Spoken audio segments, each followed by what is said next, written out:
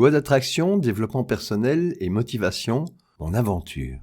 J'étais chez moi, devant le PC, quand j'ai eu l'intention de devenir indépendant financièrement.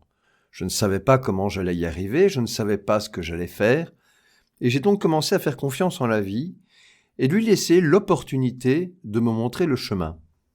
2 jours après cette nouvelle intention, j'ai eu la chance de tomber sur la chaîne YouTube d'Ethan Schwanz, qui proposait 107 mind maps, qui sont des présentations de la pensée sous forme d'arborescence, et donc de 107 livres de développement personnel. J'ai immédiatement décidé de regarder toutes ces vidéos.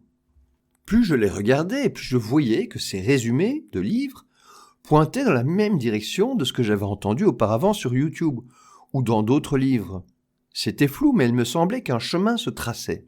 Ah oui, j'ai oublié de vous dire, j'étais un analyste programmeur avant de me tourner vers le web, et l'analyse, c'est mon délire. C'est ce qui me met dans le flow.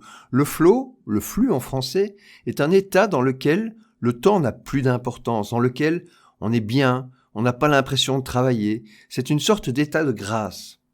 Bien entendu, entreprendre un travail aussi long est un énorme challenge.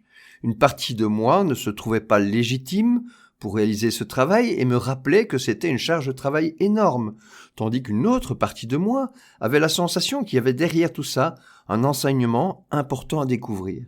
Finalement, j'ai décidé d'accepter l'idée de traduire le travail d'Ethan en français. Une nouvelle aventure commençait. Au moment où je décide d'entamer ces traductions, je tombe en parallèle sur les travaux du docteur Joe Dispenza, qui m'inspire au plus haut point.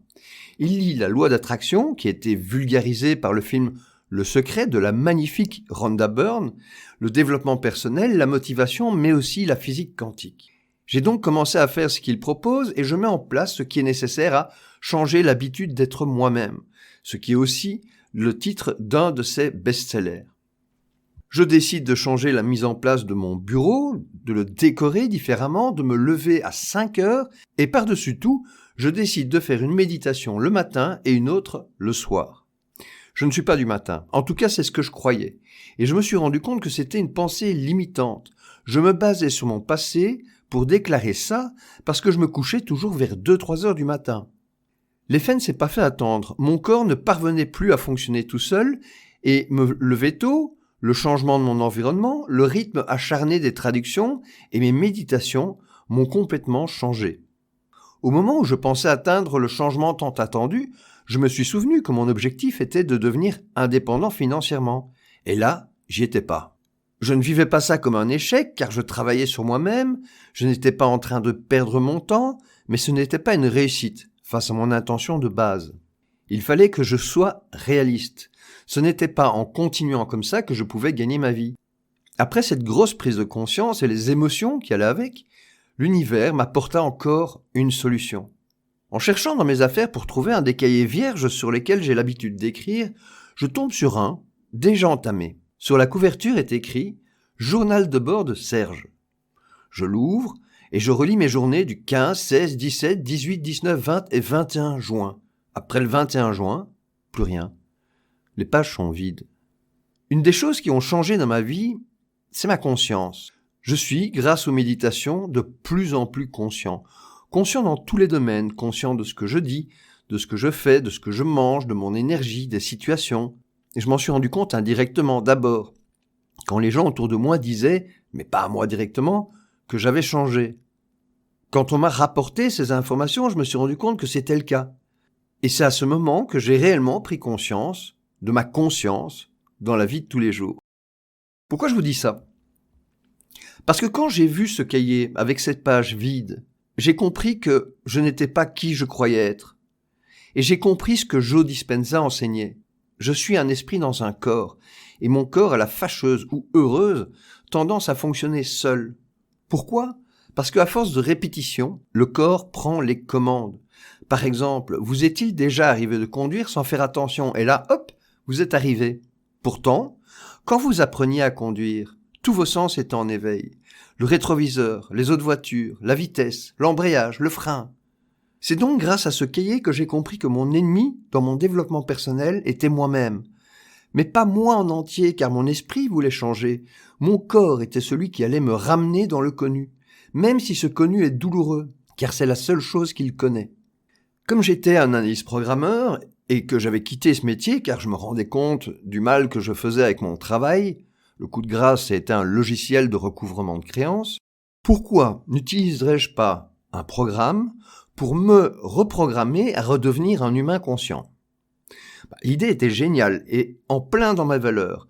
J'allais donc utiliser tout ce que j'avais appris en développement personnel et le transformer en un logiciel qui n'aurait qu'une seule ambition, combattre l'oubli dans lequel mon corps me plonge et me ramener dans la conscience de ce que je veux pour moi et pour ma vie. J'ai donc redoublé de courage. J'ai continué à me lever à 5 heures. J'ai fini les traductions des résumés. J'ai fait un condensé de tout ça et j'ai cherché un outil pour développer le logiciel. 4 mois plus tard, après beaucoup d'efforts, My New Me naissait. My New Me signifie mon nouveau moi en français. Mon nouveau moi, c'est mon moi du futur, celui que je veux devenir et celui que j'incarne déjà. En anglais, il y a une expression pour ça. Fake it until you make it. Ce qui veut dire fais semblant jusqu'à ce que tu y arrives ou jusqu'à ce que ça le fasse. Alors My New Me n'est pas disponible pour le moment. Je suis le seul à l'utiliser. Mais si vous avez envie de changer la trajectoire de votre vie, que vous avez une intention claire à ce sujet, sachez que je permettrai à 20 personnes d'utiliser le logiciel afin de le tester. 10 personnes en français et 10 personnes en anglais. Si ça vous parle et que vous désirez faire un saut quantique, c'est-à-dire accéder à ces informations, à la communauté que nous allons créer autour de ces expériences de vie, de changement de vie, vous pouvez m'envoyer vos motivations par email à candidat@mynewme.app. Si vous êtes choisi, en échange de vos retours sur le logiciel, sur sa qualité, les erreurs éventuelles, de ce qu'il faudrait améliorer, je vous offrirai un accès à vie en espérant que le logiciel voit le jour. Si vous désirez utiliser cette petite révolution dans le domaine du développement personnel, sachez que rien n'est encore prévu. Je laisse l'univers m'apporter les bonnes personnes pour sa promotion et sa commercialisation. Peut-être est-ce vous ? Dans tous les cas, je mettrai bientôt à disposition tout ce que j'ai appris et résumé afin que vous puissiez en profiter et j'espère que votre chemin en sera plus doux et plus heureux.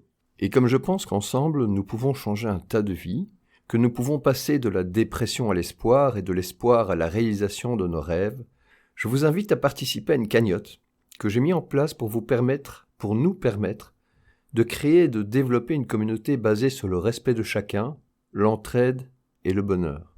Le lien GoFundMe est www.gofundme.com/f/mynewme.